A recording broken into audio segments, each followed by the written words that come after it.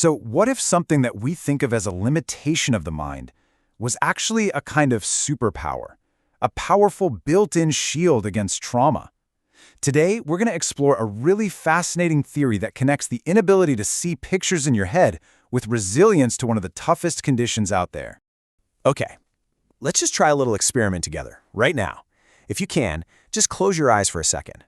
I want you to try and visualize a bright, shiny red apple. Can you see it? I mean, can you really make out its shape? Maybe the little glint of light on its skin, the stem on top? Go ahead and hold that image. All right, now imagine trying to picture that exact same apple, but nothing happens. Just blackness. No image, no shape, no color at all. That mental screen where you'd expect to see it is just blank. Well, for millions of people, this isn't some weird thought experiment, it's just their everyday reality. That experience, having a blank inner screen, it actually has a name, and it opens up a whole different way of understanding human consciousness, one that, honestly, has been pretty much overlooked until very recently. The condition is called aphantasia, and it's really important to know. This is not a disorder or a defect. It's simply a different way of experiencing your own thoughts and memories, a way that just doesn't involve voluntarily creating pictures in your head. So, a blank mind's eye. What on earth could that have to do with trauma? Well, the connection is pretty surprising, and it starts to make a lot more sense when we put aphantasia right alongside another, much more familiar condition. First up, let's just lock in this definition. Aphantasia is the inability to voluntarily create mental images. That word voluntarily is key. People with aphantasia know what an apple looks like. They can describe it to you perfectly, but they just can't see one on command in their mind. And then, on the other side of the coin, we have PTSD, or post-traumatic stress disorder. A central and just agonizing feature of PTSD is the flashbacks, these incredibly powerful, intrusive, and totally unwanted visual memories that make someone feel like they're reliving a traumatic moment over and over again. So you see this incredible contrast, right?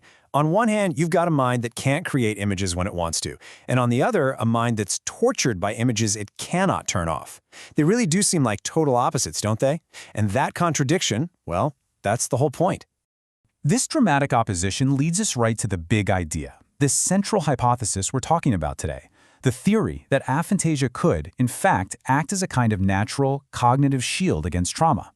The logic here is actually pretty straightforward when you lay it out. So, step 1, the engine of PTSD is often these powerful, intrusive visual memories. Step 2, aphantasia is by definition the inability to generate that kind of imagery. So step 3, it just stands to reason that a mind with aphantasia might be naturally less vulnerable to that specific devastating symptom. To put it as simply as possible, the thinking is that if you can't relive an event with pictures in your head, the trauma might not be able to embed itself in quite the same way. It's like the main highway for that traumatic memory to come flooding back is just blocked off. Now we have to be super clear here. This is an absolutely compelling hypothesis, but it is still an area of scientific speculation and research. We don't have all the answers yet, but that logical connection is so powerful, it's driving all sorts of new studies into how our unique inner worlds can actually shape our mental health. So, what's the big picture here? What does all this mean for how we think about something as fundamental as memory and the mind? Well, it really forces us to reconsider some of our most basic assumptions. I think the biggest takeaway is just the amazing diversity of human experience. There isn't one correct way to remember something. This theory isn't saying people with aphantasia don't experience trauma. Of course they do, but they might process it differently. Maybe it's more about the emotional or physical sensations, rather than visually reliving it. It's a fantastic reminder that what we consider normal is really just one tiny point on a huge spectrum of consciousness.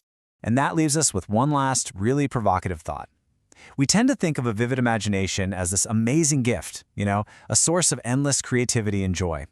But this whole idea raises a fascinating question. Could that same vividness, that high-definition mind's eye, also be a kind of vulnerability? Can the very thing that lets us dream also be the thing that can trap us in a nightmare? It's definitely something to think about.